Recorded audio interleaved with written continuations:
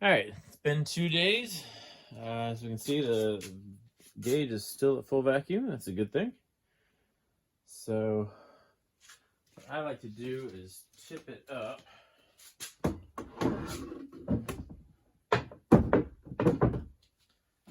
Like so. And I put a board underneath the back of it. That way it's at a slope. When I start letting air back into this thing, there's going to be a lot of condensation that's going to happen. Some of it's going to be moisture from those boards. And in fact, if I had a big log in here, I would fill like a cup, 2 cups, maybe even a quart of water would come out of this thing. I'm not expecting that much this time. It may not dribble at all. It may just be wet on the inside of the pipe. Definitely get more when the pipe's already wet, when I've been using it multiple days in a row. I'll go ahead and turn the heater off, and let's open up the valves and just see what we get.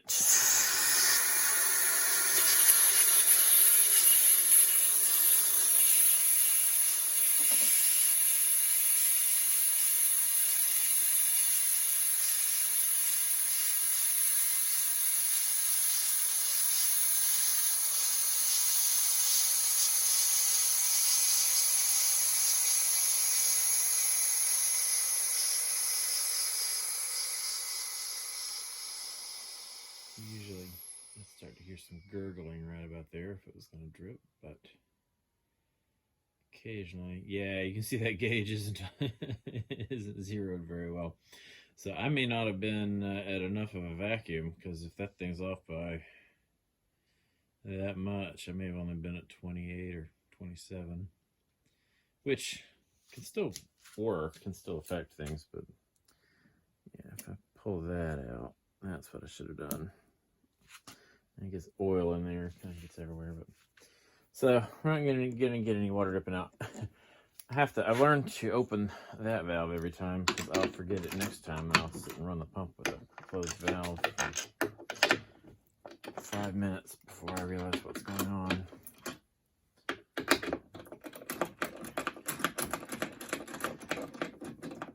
So I like to use this instead of any kind of power tool or even an actual screwdriver handle, because I don't want to over tighten these bolts and rip the PVC glue off. As I said last time, these bolts don't have to be very tight. They just need to be enough to put pressure on that gasket and make it seal.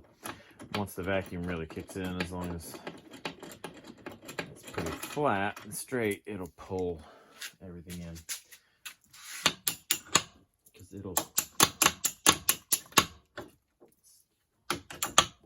even without the bolts, sorry I'm in the way there, even without the bolts, it'll still stay on. And honestly, even if I pressurized it right now, it would probably pressure up. But let's see, we got a small amount of liquid in there. Yeah, you can see reasonably well.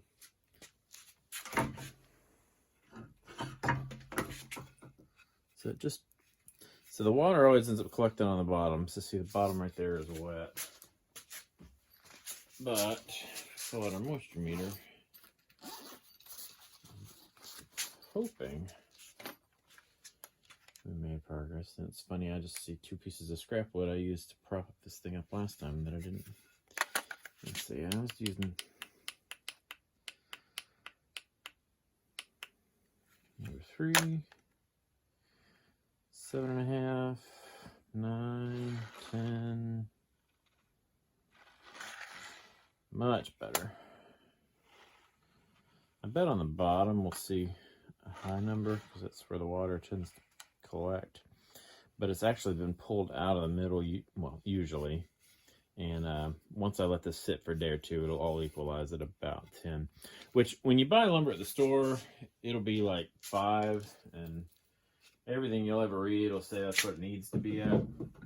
But I can't get it that low with this setup, and honestly, I've never really had an issue with it. As long as it's at 10 or below, I've never had it split on me. So yeah, this turned out pretty good. So 2 days in a vacuum kiln. Feels a little warm. Yeah, it was at 50 Celsius, so at about 120 degrees. Well, I'm probably way off there, so I shouldn't even attempt to do that math in my head. But yeah, and they don't appear to have worked much. I'll go lay them on my workbench and we'll see.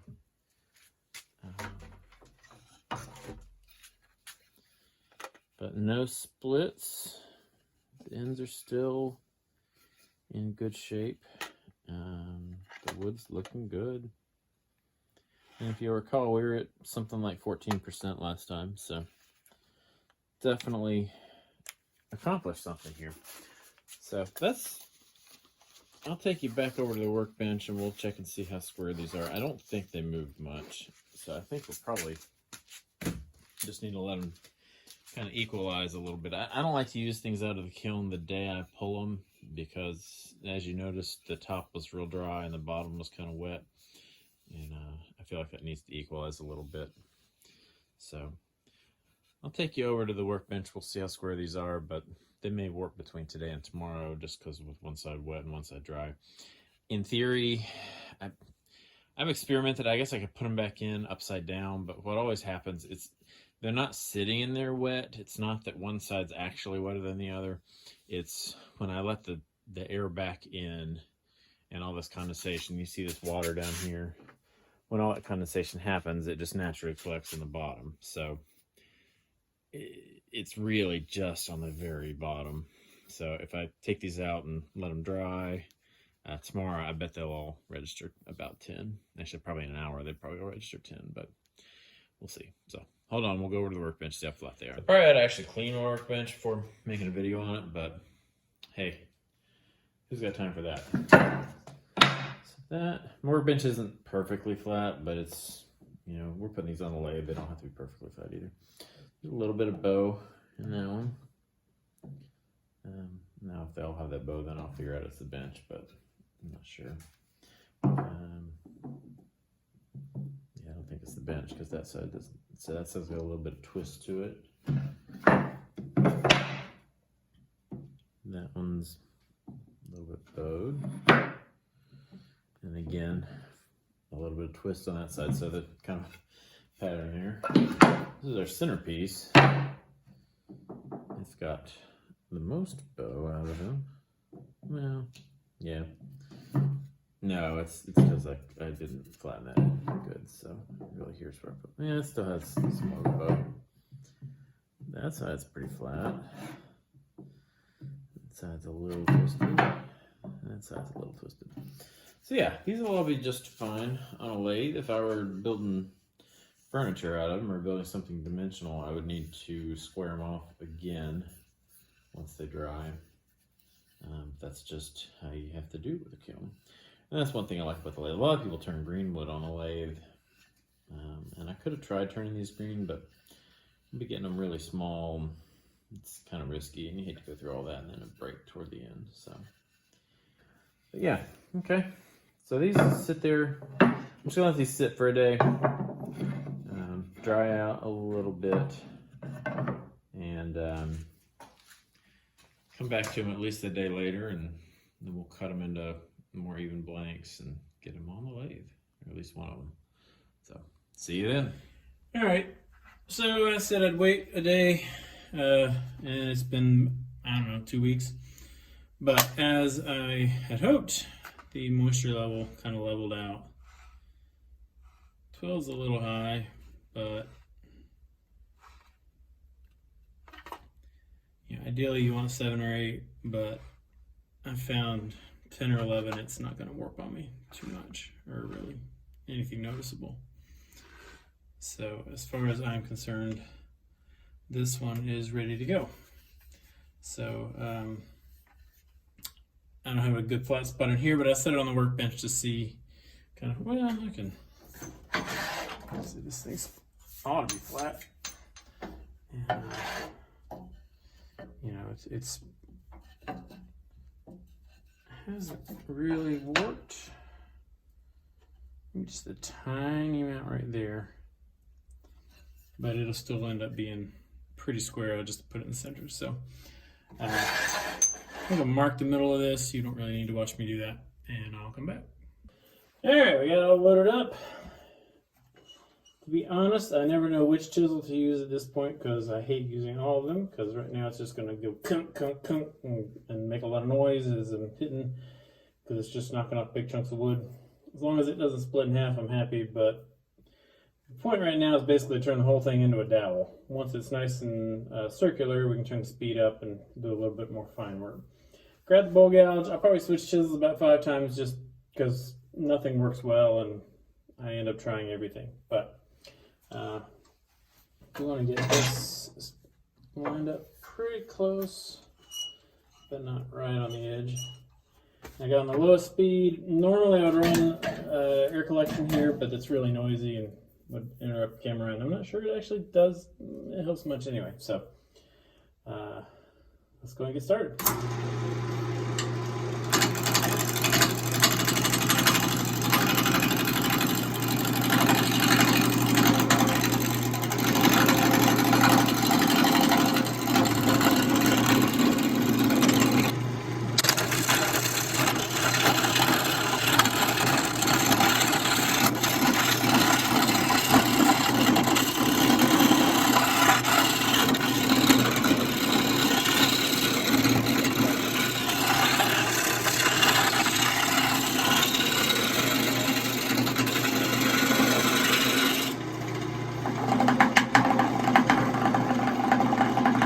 You can tell it's still not perfectly circular yet because this is bouncing.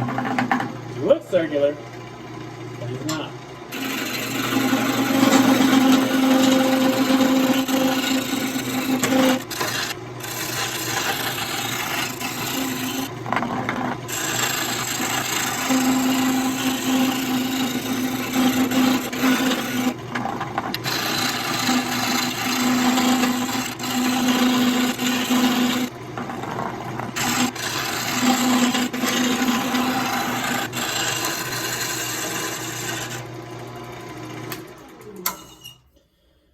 Alright, so there's still a flat spot right there and there, which is why this kept bouncing. So I'm going to go a little further in. Although to be honest, a different chisel might make that easier, so let's go and go to the other side.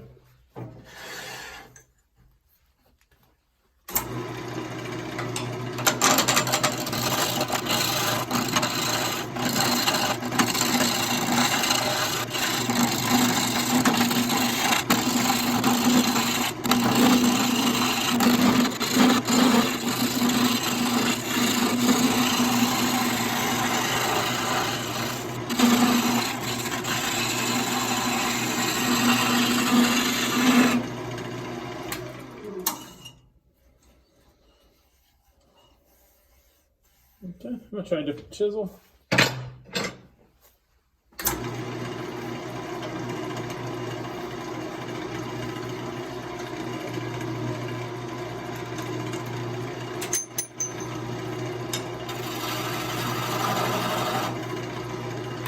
Try to speed up.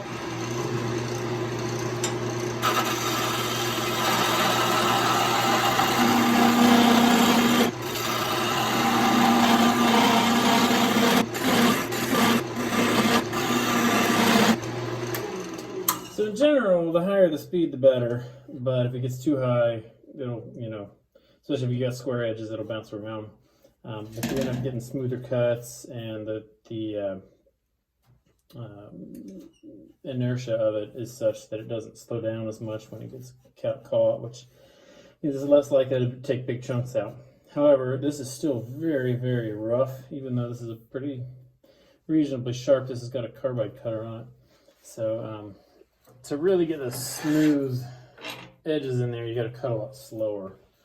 But right now, I mean, I'm taking this all the way down to narrower than this. So we can just get it perfectly round, and then I'll kind of show you what I'm going to do.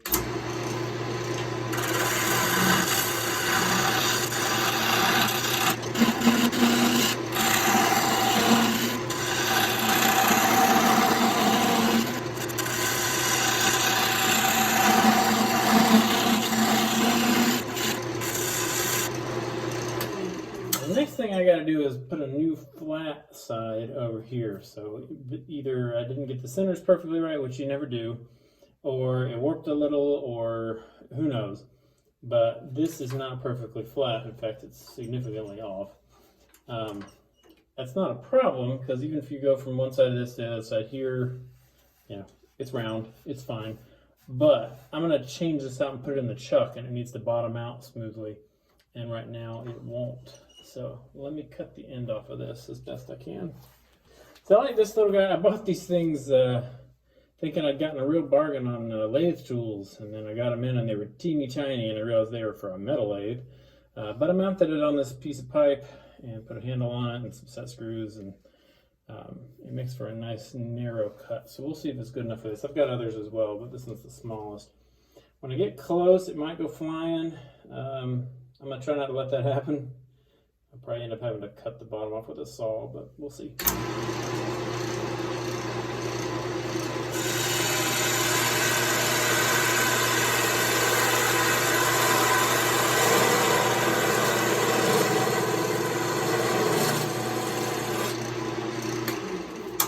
Yeah, that went well. I'm going to go ahead and I'm going to cut the bottom off of this with a saw, get it good and flat, then I'll put the chuck on here, mount it in the chuck, and then I'll come back.